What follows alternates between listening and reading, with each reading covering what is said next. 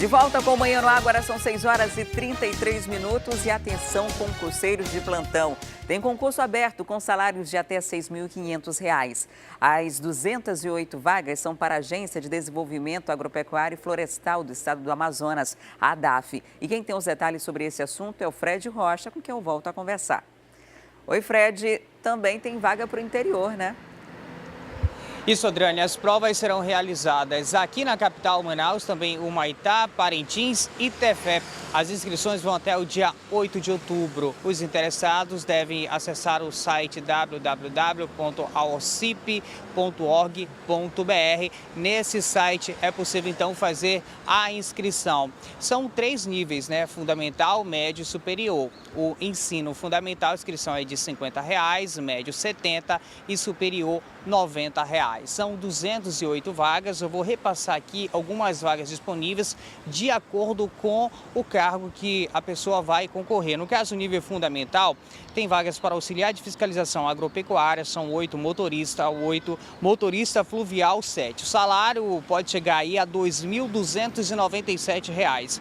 Ensino médio, agente de fiscalização agropecuária 5, assistente técnico 17, técnico de fiscalização agropecuária são 94 vagas e o salário pode chegar a R$ 3.379. Agora, para nível superior, tem para administrador, são 2 vagas, analista de redes 2, contador também 2, economista 1, estatístico 1, jornalista 2 vagas, engenheiro agrônomo 8, fiscal agropecuário 37 e médico veterinário são 4 vagas. Aí os salários podem chegar a aproximadamente R$ 6.570, salários desses profissionais que vão trabalhar nessas áreas caso sejam aprovados. Vale ressaltar que a prova vai ser aplicada no dia 9 de dezembro nessas 4 cidades. E aí aqueles que conseguirem passar dessa primeira etapa depois vão passar para a segunda, onde vai ser a prova de títulos, né? A prova que mostra o quanto aquele profissional se formou, se capacitou para conseguir, então, estar apto a assumir uma dessas vagas. Dessas 208 disponíveis que o concurso está lançando agora, 135 são para nomeações imediatas e outras 73 para cadastro reserva. Este concurso tem validade de 2 anos da Agência de Defesa Agropecuária e Florestal do Amazonas, que é a agência vinculada à Secretaria de Produção Rural do Estado. Adriane. Tá certo, Fred. Muito obrigada pelas informações. E em Parintins, familiares de vítimas de acidentes de trânsito fizeram uma manifestação pedindo justiça. O ato foi liderado por parentes do artesão Gilberto Duque, que foi atropelado no mês passado. O artesão Gilberto Duque morreu depois de ser atropelado em frente à própria casa no bairro Dejar Vieira, na zona oeste da ilha. O acidente aconteceu há cerca de um mês. Na época, o motorista do veículo, identificado como Lucas Farias, de 22 anos, foi autuado por homicídio doloso, já que ele estaria conduzindo o carro com sinais de embriaguez. Lucas Farias pagou fiança no valor de 3 salários mínimos e vai responder pelo crime em liberdade. A decisão judicial causou revolta na família do artesão e de outras vítimas de acidentes de trânsito, que fizeram um protesto na cidade. Ele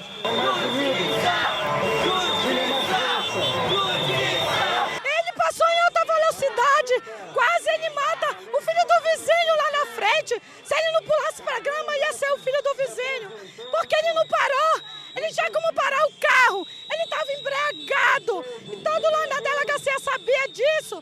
O delegado falou que não ia ter, ele não ia ser solto, ele não ia. Aí veio uma ordem do juiz para ele ser solto, com 3 salários mínimos, meu Deus! Uma vida de uma pessoa, vale isso! Meu marido estava sendo enterrado e ele estava sendo solto. Por que, juiz? Nós queremos uma resposta! Porque o cara matou meu pai e foi solto. Ele está até dirigindo de novo. Em dezembro de 2013, Silvana Soares perdeu o filho de 21 anos depois que ele foi atingido por um carro em alta velocidade. O motorista do veículo também estaria embriagado.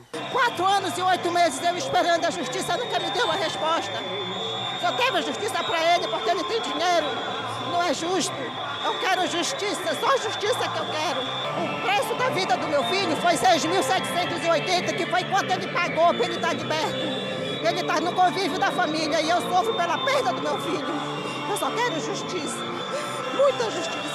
Após percorrer diversas ruas da cidade, a manifestação encerrou em frente à Câmara Municipal da cidade, onde acontecia uma sessão legislativa. Familiares de vítimas de acidente de trânsito fatal pediram apoio dos parlamentares. Uma das reivindicações é o cumprimento da Lei Municipal Ana Vitória, criada em 2006. De acordo com a legislação, as casas noturnas na Ilha Tupinambarana poderiam funcionar até as 2 horas da manhã. E estabelecimentos comerciais somente são autorizados a vender bebida alcoólica até meia-noite. Não podemos ficar indiferentes à situação da violência no trânsito. Condutores que se tornaram assassinos foram soltos depois de tragédias. Existe a lei Ana Vitória e ela precisa ser aplicada. Existe a lei seca e ela precisa ser aplicada. Então nada melhor do que vir à Casa do Povo, o Legislativo, a Câmara dos Vereadores e exigir o cumprimento da lei. Precisa ser desengavetados os processos de vítimas que foram fatais no trânsito. Precisa ter agilidade no cumprimento da lei. E mais de 500 presos podem ser soltos no interior do Amazonas. O habeas corpus coletivo quer libertar os presidiários fantasmas, como aqueles que a justiça não consegue dar andamento na ação penal devido aos custos do transporte até os locais de julgamento. 515 presidiários fantasmas. Esse é o número de presos que foram transferidos do interior para Manaus e aguardam julgamento há vários anos. Para tentar acabar com essa grande quantidade de processos, a primeira Defensoria Especializada em Atendimento Prisional protocolou um habeas corpus coletivo de acesso à justiça. Esse habeas corpus é um remédio constitucional, uma ação constitucional, que visa sanar eventuais ilegalidades na questão prisional, de restrição de direito de liberdade.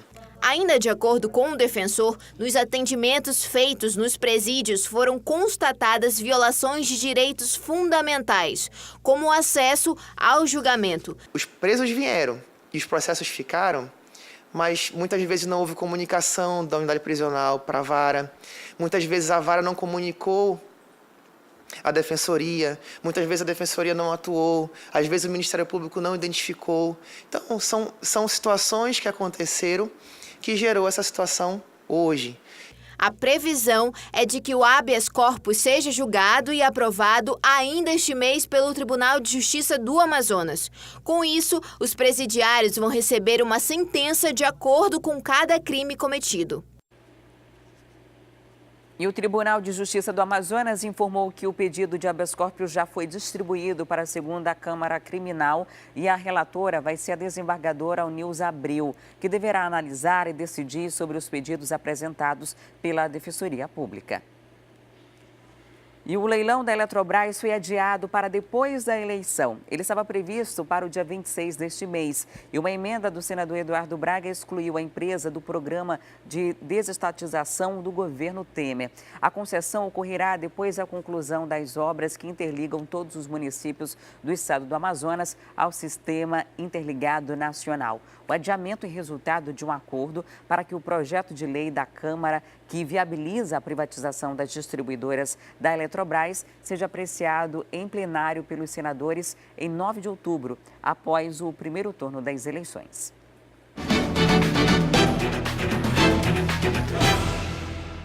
E falando em eleições, vamos conferir a agenda dos candidatos ao governo do Amazonas para este feriado.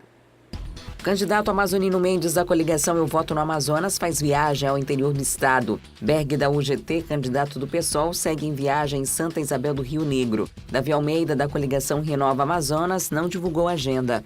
A candidata Lúcia Antoni, da coligação O Povo Feliz de Novo, não cumprirá a agenda de campanha.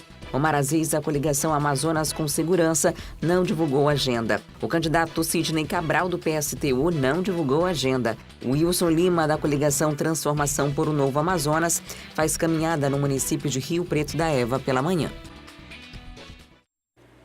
E chegou o momento da gente ir ao vivo para a Rádio FM O Dia. Daqui a pouquinho a gente vai conversar com os meninos lá na 93.1 para falar sobre mudanças na cúpula de segurança pública. Agora a gente continua falando de eleição porque grande parte da população perdeu o interesse em votar. Esse é o efeito do descrédito que a população dá aos políticos após tantos casos de crimes. Mas a Justiça Eleitoral quer mudar essa realidade e estimular o eleitor a votar. E para começar, é preciso entender as consequências das abstenções e dos votos nulos e brancos. O voto, aquele ato de escolher um representante nas urnas, é a única maneira que o cidadão tem de interferir diretamente nas decisões políticas do país. Mas existem muitas dúvidas em torno dos tipos de votos. Conversamos com algumas pessoas na zona Centro-Sul para saber se o eleitor entende o que é o voto branco e o nulo. O senhor sabe qual é que é a função do voto nulo? Não. Você sabe me dizer qual que é a função do voto em branco? Não sei. Esses votos confundem as pessoas, mas tem gente que, mesmo sem entender, sabe que não pode se abster de escolher um candidato. O importante é escolher e pesquisar muito bem antes de escolher. Muitas notícias na internet ou até em redes sociais afirmam que se a soma das abstenções dos votos brancos e nulos for maior do que 50% do eleitorado, a eleição vai ser cancelada. Isso é uma mentira. Na prática, quem falta à eleição, quem anula o voto, quem escolhe o branco, apenas deixa de exercer o direito que tem de escolher os representantes que vão tomar as decisões políticas e que vão administrar o dinheiro que o cidadão paga com os impostos. Para tentar mudar isso e estimular o eleitor a comparecer às urnas, a Justiça Eleitoral lançou uma campanha no dia 1º de setembro. A ideia é aumentar o número de votos válidos e reduzir a abstenção, que é quando o eleitor falta à votação sem motivo justificado. Então, a Justiça Eleitoral quer que os eleitores participem, porque são dinheiro investido, pessoas deslocadas, então ela quer. Eu não sei se o eleitor está com vontade de dançar essa música. Os números da eleição suplementar do Amazonas no ano passado são uma amostra do desinteresse do eleitor. Foram mais de 70 mil votos brancos, 342 mil nulos e mais de 603 mil eleitores simplesmente deixaram de votar. A soma desses votos passou de 1 milhão e o governador foi eleito com pouco mais de 782 mil votos válidos. O cientista político explica: votar branco ou nulo não faz diferença nenhuma na eleição. O voto branco, por exemplo, deixou de contar como válido há mais de 20 anos. E o nulo também não interfere em nada na contagem final. O voto em branco, doutrinariamente, é o eu não estou nem aí, eu não quero saber. As abstenções são ainda menos eficazes. Até sinalizam que o candidato eleito tem menos representatividade, mas não interferem no processo. A população cansada da nossa democracia representativa, uma série de escândalos aí, a questão ética, e o que se tem visto é que cada vez menos eleitores vão às urnas. Para o eleitor, fica o alerta. Para não jogar o voto fora, melhor mesmo é pensar muito e escolher um candidato que possa fazer diferença para a sociedade. Quem vai e vota vai eleger alguém. Então, o país vai ser governado de qualquer forma, vai ter um governador, um presidente, senadores, deputados federais e estaduais. E quem escolhe essas pessoas são aqueles que dão os votos válidos. Ou seja, é melhor escolher, né? Agora são 6h47. A gente vai ao vivo para a Rádio FM O Dia. Vamos conversar sobre mudanças na cúpula de segurança pública com Emanuel Cardoso e o Cleiton Pascarelli. Muito bom dia, meninos. Bom dia. Bom dia, Adriane. Mudanças para implantar um novo programa, é isso? Exatamente. Pode começar. A gente se olhou aqui, Adriane, porque eu fiquei admirado. A gente ainda há pouco conversou com o secretário extraordinário, o coronel Walter Cruz, ao vivo aqui pelo 93.11, e ele passou algumas informações para a gente em relação a essas mudanças no comando da Polícia Militar, no comando do Estado-Maior, da Polícia Civil, também da Corregedoria, e eu fiquei impressionado aqui com o conhecimento que o Cleiton tem desta área policial. Já não é era de admirar pela experiência dele como apresentador e como jornalista, mas aí eu queria pedir para ele falar para a gente sobre essa mudança. Vamos lá. Adriane, na cúpula da Polícia Civil deve mudar delegado-geral e delegado-geral adjunto. O delegado Mariolino Brito e o delegado Antônio Chicre Neto deixam ali o comando da Polícia Civil e quem assume são o delegado Frederico Mendes como delegado-geral e o delegado Ivo Martins como delegado-geral adjunto. Você lembra que Frederico e Ivo Martins já fizeram, né, um casadinho aí na cúpula da Polícia Civil do Amazonas há algum tempo, você deve lembrar. Sim, se lembra sim. Pois é. Na Polícia Civil, então, isso é o que muda. Na cúpula da Polícia Militar também saem o comandante-geral e o comandante-geral adjunto. Quem assume o comando-geral é José Cláudio Nonato da Silva, coronel, né? José Cláudio Nonato da Silva. E quem assume o subcomando, né? Quem vira subcomandante é o coronel Ayrton Norte, que ficou conhecido há pouco tempo, né? Na verdade, veio a maior evidência há pouco tempo por comandar o CPA Sul, ali na zona sul de Manaus, naquele período em que estava tendo tiroteios, muitas mortes, em que o tráfico estava descontrolado, e ele assumia ali o comando do CPA Sul, que tem ali na área a 2ª SICOM, a 24ª SICOM, enfim. Então, ele estava naquele comando num período muito ruim, e agora é subcomandante-geral da Polícia Militar do Amazonas. Isso no âmbito do comando da PM. Aí tem mais a questão da troca também no comando do CICC, que é quem controla as câmeras espalhadas pela cidade e principalmente quem controla o 190. Quem assume o comando lá do CICC é o coronel Gouveia. Você deve lembrar que foi comandante-geral da Polícia Militar também há algum tempo. Está agora cuidando do CICC e na época que ele era o comandante-geral da PM, ele levantava muito a questão da bandeira de melhorar o 190 cada vez mais. E a gente espera isso, né? Olha, Adriane, essas mudanças já fazem parte da implantação do programa Guardian 24 Horas, que já é resultado dessa parceria aí, ou dessa consultoria americana, feita pela empresa Giuliani Safety e Security.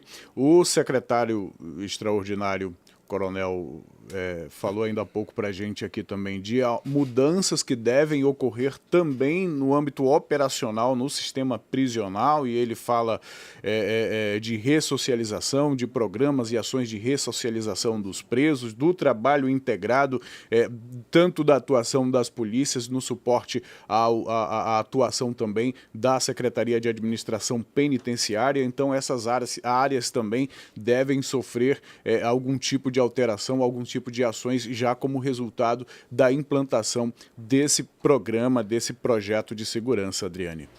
Tá certo, a gente vai ficar na expectativa, na boa expectativa de que as coisas melhorem, né, com essas mudanças, já que há todo um estudo, um levantamento, não é algo... Normalmente esses cargos de confiança são apadrinhamentos, são pessoas que têm uma relação mais próxima do secretário de segurança, que já acompanha de certa forma ali o trabalho e acha que a pessoa é mais qualificada. Não é necessariamente feito um levantamento técnico, né, de resultados em si, mas às vezes, muitas das vezes, até por aproximação de outro, de um trabalho que já foi desenvolvido anteriormente. Então, quando há um estudo, a gente fica na boa expectativa de que as coisas que estão sendo feitas, essas movimentações de peças, sejam estratégicas e tragam bons resultados. Com certeza, é o que todo mundo espera. Afinal de contas, o sistema de segurança está com um grande problema, né? E a gente sabe que não é só mudar cabeças, né? Não é só mudar atitudes. Lamentavelmente, segurança pública é muito cara e precisa de investimento. Então, vamos ver daqui para frente o que deve mudar. Eles não assumem logo de pronto, porque precisa publicar no Diário Oficial do Estado. Talvez a partir de segunda-feira é que tudo volte a essa nova direção.